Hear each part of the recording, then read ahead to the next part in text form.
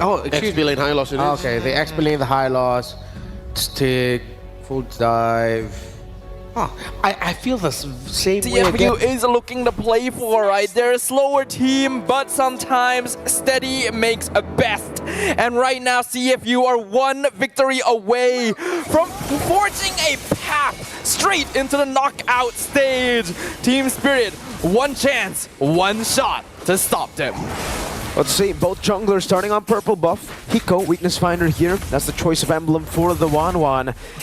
On the Inspire, as expected. Z, there you go. Brave Smite on the Valentina.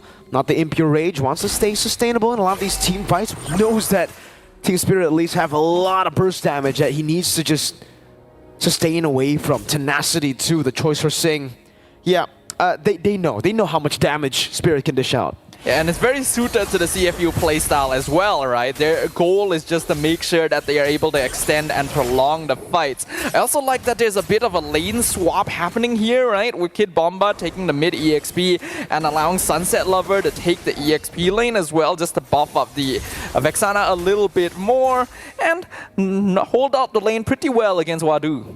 It's also interesting that Hiko was gone for the Master Assassin, so usually on the Wanwan, you would actually like to play a lot more with the team, right? As soon as the laning phase is over, as soon as you have 2 items, you usually just want to play for your team. That's why a lot of Wanwans, even if you're in a winning matchup, they would much rather go for pull yourself together for increased cooldown on the Inspire instead of the Master Assassin. So we'll see just how good Hiko can play out this lane. Because by the time the laning phase is over, we're really not going to see Wanwan alone much at all. Unless Hiko just wants to show that he is capable of doing so. After game 1, I think Hiko Mania is at an all-time high. Savage in the M6 Swiss stage, and yet wasn't able to actually convert it into a victory. That does leave a bit of a sour taste in your mouth, you know? I think we all can relate to that from our pub games when we're doing so well and yet not quite able to close it out. CFU, they definitely want to slow this game down, and I think Hiko also knows he's most likely not going to be threatened too often, so that could actually enable him to play more as an independent flanker instead. The Terrify, even the power of Wilderness coming out. AOG! 2 members knocked up, but they know that they don't want to fight here. Just Wadu popping a Glorious Pathway, and then Team Spirit securing the neutral objective. Again, just like in game 1, TS start off with the neutral objective. Yeah, I think it is quite expected, just based on the interactions between these two teams, that Team Spirit will usually get that first turtle. It is at the stage where not everyone's level 4 yet, so CFU actually not that comfortable with going for the team fight, since that's not really their style, right? It's not the typical path that they go for. From the second turtle onwards, though, it's a lot easier for them to challenge it. And I think it speaks to the way that the meta has developed, where even though we promote a lot of early game aggression and snowballing is stronger than ever, that first turtle actually doesn't make as much of a difference as it used to in the general scope of the game. And now for CFU, it's all about just, trying to make it even again, trying to go for the invades around the map. Detective with the Alpha.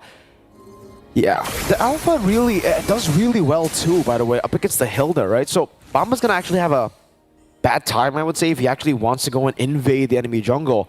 CFU have many ways to deal with the Hilda. Firstly, the Detective, obviously, with the Alpha. They can shred through the tanky boy, or tanky girl, that is Hilda. Bottom lane, we get to see a bit of action here as Hiko uses... Oh, good take by Sing, using SOD. But yeah, you can see the Master Assassin play a bit, but yeah, Sing just regens back to full, almost. Yeah, we have to note as well that CFU Gaming actually doesn't have a lot of burst, right? It's wholly Detective in the early game and a little bit from Z. Oh! First blood, one shot.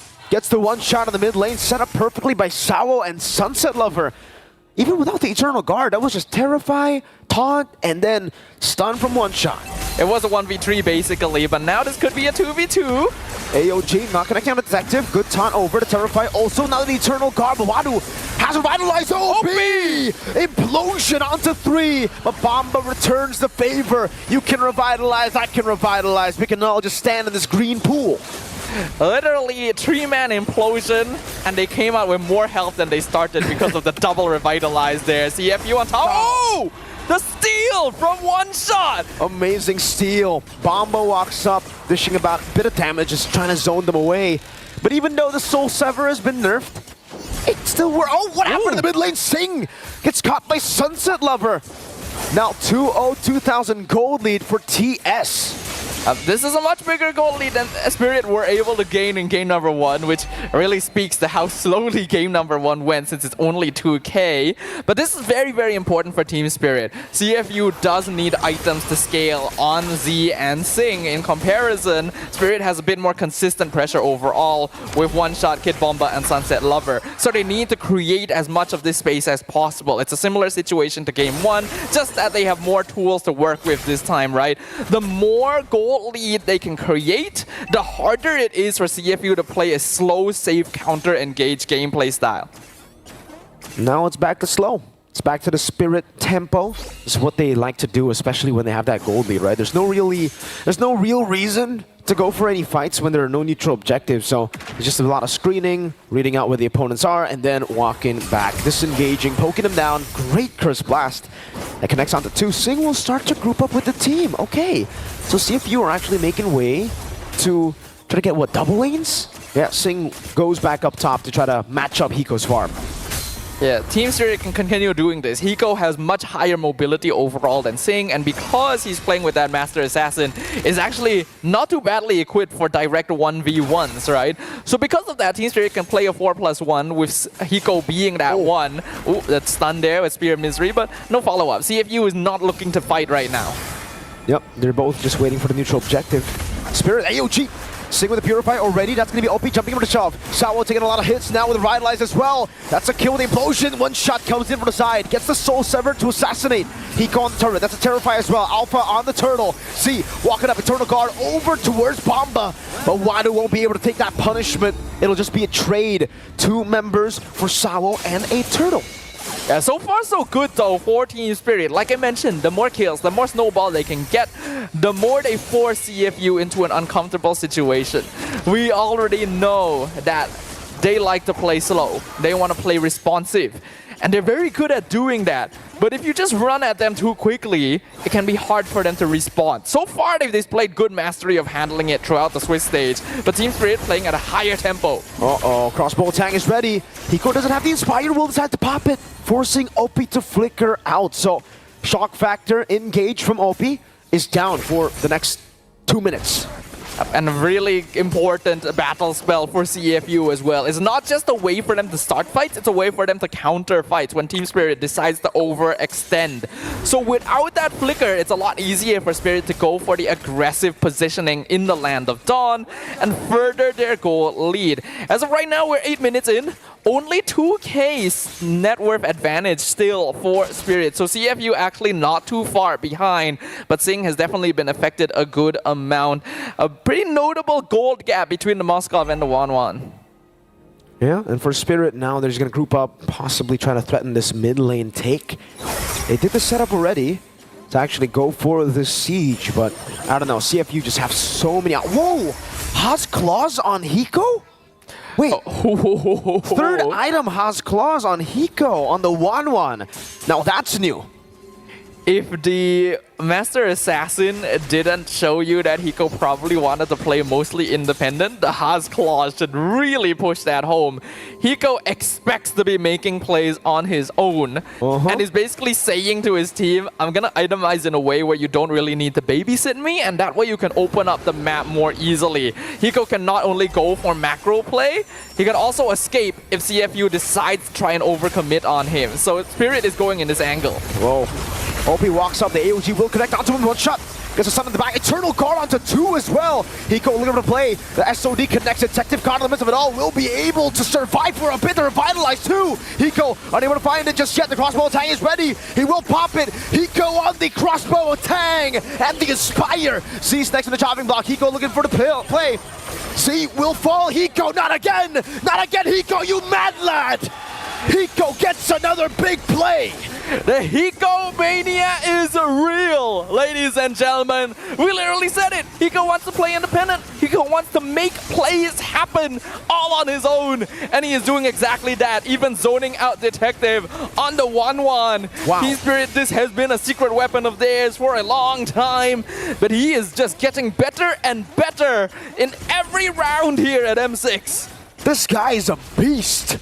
Hiko, game 1 with a Savage, game 2 on the 1-1, has Claws, Master Assassin. No wonder he wants to come in and clean up technically. AOG, uh-oh, Detective. You can Spear of Alpha, but Hiko can just continue to chase and he will choose to just accept his fate. Has Claws, Malefic Gun. Wow, okay, hold on. Hiko, that might be a bit too crazy, my guy. OP gets the shove back finally. That's a shutdown over. OP gets the punish. Hiko, a bit too aggressive. Pops the Purify built-in. Purify a bit too early as well. Bamba taking a bit of punishment. Still has the Lord of the mid lane. Sing just finished the Marksman Trinity. 10.5 minutes, pretty slow all things considered, but at least it is done. But Spirit not letting up. Yeah, Sing has to take a big amount of damage. Now they're going to have to give away tier 2 in the mid lane. It should be all tier 2 taken down up top by minions, and then they're rotating towards that bottom lane to take the final tier 2 of the map. Spirit finally breaking through to that roughly 4k net worth advantage where they can really say that they are starting to pressure CFU in a way where they can no longer afford to really slow down the game too much. Turtling at this stage, especially in this meta, has become a lot more difficult with the amount of tools that you can get and the need to really have map control to actually solidify your farm. Even though they got a pretty good ambush onto Hiko previously, Team Spirit is showing that they are a 5-man unit. Hiko is not the only threat you need to be worried about, and that is putting a lot of pressure onto OP. He's basically the only way that CFU can guarantee good engagements onto their opponents. Yep. And now it's a tier 2 in the bottom lane. All tier 2s taken with the Lord advantage earlier. Spirit will just play again with their 4,000 gold lead here. I think the best play is to actually just freeze up the waves, which they are doing right now.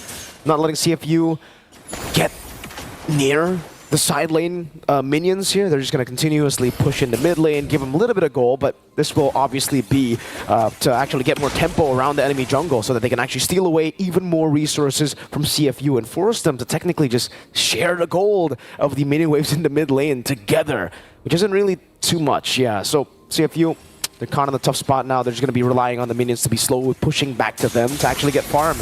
If not, yeah, TS are just going to push in mid again and probably go and try to invade purple.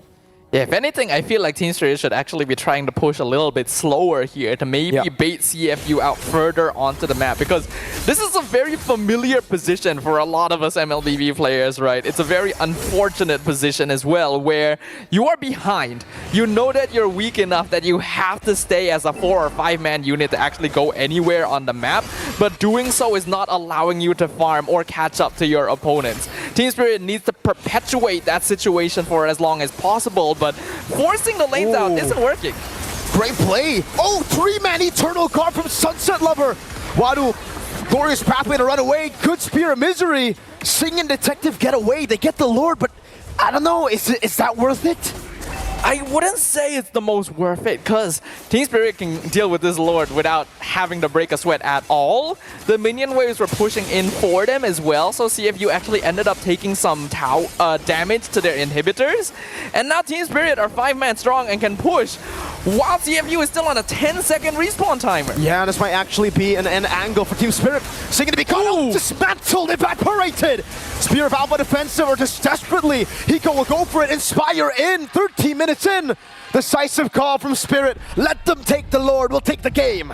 Not a single team here in this bracket is willing to let go of that ticket to the knockout stage without a fight. Full series throughout the entirety of the day, as we are down to one final game between Team Spirit and CFU Gaming. Only one shall be able to join the others in the